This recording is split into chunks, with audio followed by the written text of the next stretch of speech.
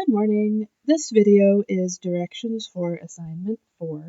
If you're working on assignment 4, you should have already finished assignment 3. So just to remind you, at the beginning of assignment 3, you watched this video of the phenomenon of food dye spreading in water of different temperatures, warm water, hot water, and cold water. And as you can see, the dye mixes much more quickly with the hot water than it does with the cold water. The simulation in today's activity gives you a particle view of what's happening in the water to help you understand what's going on when that dye molecule is mixing with the water molecules. When you're in Concord, scroll down to Unit 2, Investigation 1, click Run by Myself, and make sure that you're on Activity 3. If you don't automatically load on Activity 3, click Menu and go down to number 3. When you're in the right spot, it'll look like this. You'll see a simulation on the right and 3 questions on the left, which are the 3 questions you're going to answer today. In the simulation, I want to show you a couple of things you can change.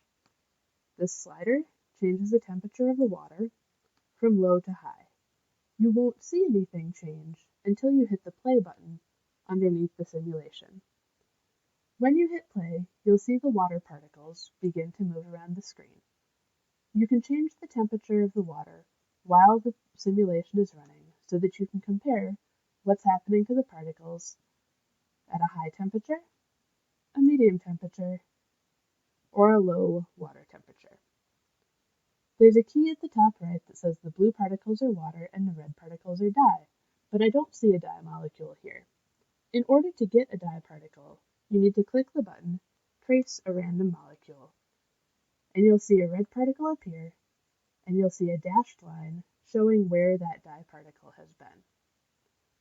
Question number 4 asks, what did you notice about the behavior of particles in the simulation that helps dye mix with water? To answer this question, you should compare the particles of water when the water is at a low temperature and the particles of water when the water is at a high temperature. So one way to do this would be to reset the simulation, to start with water at a low temperature, to turn on Trace a Random Molecule, you can see the dye particle appear here, and watch for about 10 seconds what happens to that particle of dye. In your answer to number 4, make sure you describe the movement of the water particles and the movement of the dye particle. You can use the sentence starters that I have typed in the box, or you can start the sentences in your own way. That's your choice. After about 10 seconds on the timer, I'm going to pause. Look at how far that dye particle has moved, not very far across the screen. Now I'm going to turn the temperature up to high, reset the simulation, and try the same thing for about 10 seconds on a high temperature. Again, in question 4, I should describe the movement of the water particles and how that connects to the movement of the dye particle.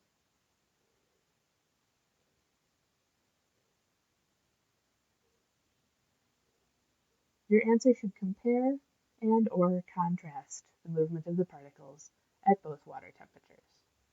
Once the timer has counted up to 10, I'm going to pause and talk a little bit about questions 5 and 6. Question 5 asks you to write a complete scientific explanation about what causes the speed at which the dye spreads to differ in waters of different temperatures. Basically, it's asking, why does the dye spread faster in hot water than cold water? But you need to use your observations from the simulation as evidence, and you need to make sure to talk about the relationship between the temperature of the water and the motion of the molecules in water and dye. So using basically your answer to number 4, now to come up with a claim. Your claim could start with something like food dye spreads faster in warm water because, and then tell me what you saw in the simulation that supports your claim. Last question, question 6, asks which system, cold water, room temperature water, or warm water, so cold, warm, or hot in the video we saw, has atoms with the highest average kinetic energy. Justify your answer. Again, I put some sentence starters in the box that you can choose to use or not use. The blank, cold water, room temperature water, or warm water, has atoms with the highest kinetic energy. Then include evidence from the simulation, and then connect that to something that you have learned in class or in your previous classes about kinetic energy. Remember that both speed and mass affect the amount of kinetic energy that a particle or an object has. Think about which one of those two is different in this simulation. Is the speed of the particles changing, or is the mass of the particles changing to cause it to have more kinetic energy?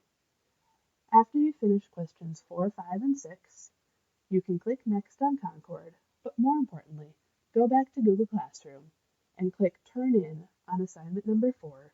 This sends me an email and tells me that I need to grade it. Good luck! If you've got any questions, please leave a comment or send me an email. I'll see you guys next week.